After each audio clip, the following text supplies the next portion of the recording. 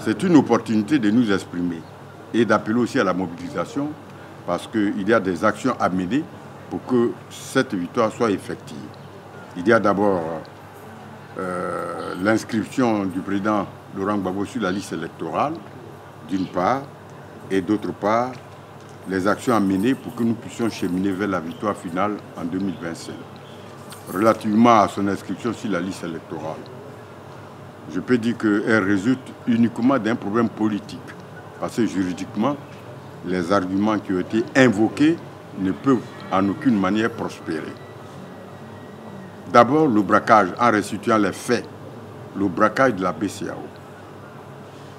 Aucune preuve n'a été apportée où l'on a vu Laurent Gbagbo en train de braquer avec des complices, ou si c'est lui qui est l'auteur principal, tantôt il est qualifié comme tel, ou tantôt complice. Aucun des faits ne relate, ne montre visiblement que le président Laurent Gbagbo a braqué la BCEAO, armé, braqué la BCEAO. Donc les faits qui ont été inventés sont des faits qui n'existent nullement. On ne peut pas s'établir dessus pour prendre une décision. Deuxièmement, la saisine du tribunal. Quel est le tribunal compétent? Lorsque un président de la République commet un délit, une infraction, dans le cadre de l'exercice de ses fonctions, le tribunal qui est compétent ou la juridiction compétente en Côte d'Ivoire, c'est la Haute Cour de justice. Ce n'est nullement elle qui se soit prononcée dans l'affaire. Troisièmement, est-ce que la Côte d'Ivoire a-t-elle intérêt pour agir? Celui qui doit agir à l'occasion de la violation d'un droit, c'est celui qui est concerné. Or, la Côte d'Ivoire, bien qu'étant membre de la BCEAO, n'est pas un organe de la BCEAO pour pouvoir agir en lieu-place de la BCEAO. Donc la Côte d'Ivoire n'a pas intérêt pour agir. Comme les enfants le disent, on dit il a fait du papatoya. C'est-à-dire qu'il n'a aucun intérêt pour agir. Elle n'a aucun intérêt pour agir. Si vous avez un enfant majeur, et si un de ses droits est violé, vous ne pouvez en aucune manière porter plainte devant les juridictions pour cet enfant, qui est le vôtre, mais il est majeur. Donc on dit que vous n'avez pas intérêt pour agir. La BCEAO elle-même n'a pas porté plainte pour dire que mes droits ont été violés. Elle n'a pas non plus signalé le détournement des fonds. Et donc, les faits qui ont été allégués sont imaginaires. Troisièmement, la Côte d'Ivoire, le gouvernement ivoirien même avait dit que nous n'avons pas une structure judiciaire capable de juger le président Laurent Gbagbo. C'est pour cela que sa déportation à la CPI a été facilitée. Et arrivé devant la CPI, le président Gbagbo a été acquitté.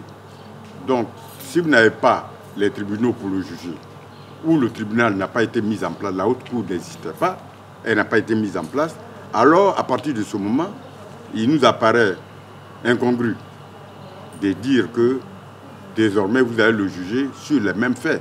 Parce que ce sont des faits qui s'inscrivent dans le cadre de la même crise. Et ces faits qui ont été allégués, la CPI l'a acquitté, l'a lavé. Tous les témoins à charge, qui étaient au nombre de 82 ou 84, ont témoigné en sa faveur. Il n'a donc plus l'occasion de faire venir ses propres témoins. Et donc, cette décision ne peut pas prospérer. Elle est d'ordre politique, celle qui a été prise avec un tribunal incompétent, la Côte d'Ivoire qui n'a pas intérêt pour agir, la décision de la Cour pénale internationale, ça fait trop. Comme l'avait dit Cuibert, ou Kubert, le président de la CI, c'est une affaire politique. Et donc, elle doit trouver une solution politique. Pour qu'elle ait une affaire politique, ce qui le démontre encore, c'est que, du point de vue de l'amnistie des auteurs principaux, Koné Katina, le ministre Koné Katina et Dalo Désiré, ont été amnistiés, alors qu'ils étaient condamnés dans la même affaire comme auteurs principaux et le président Laurent Gbagbo comme complice. Si les auteurs principaux ont été amnistiés, cela veut dire que les faits n'existent plus.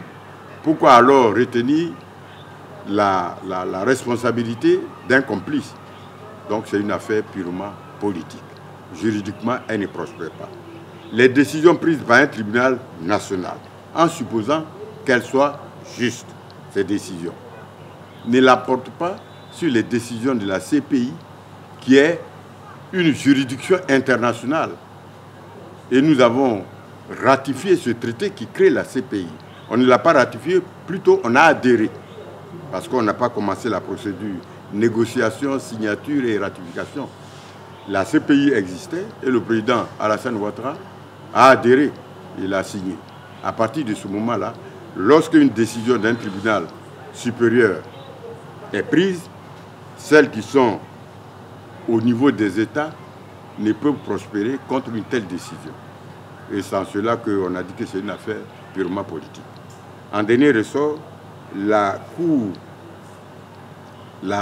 des droits de l'homme, la Cour africaine des droits de l'homme, a demandé de réinscrire le président Laurent Gbagbo sur la liste. Et comme nous sommes membres de la Cour africaine des droits de l'homme, voilà encore une décision.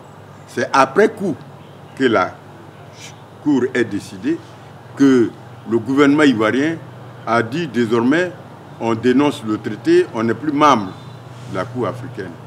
Mais c'est trop tard, c'est le médecin après la mort. Donc nous sommes tenus par cette décision. Au finish et en conclusion, il ressort de tout ce qui précède que c'est une décision politique.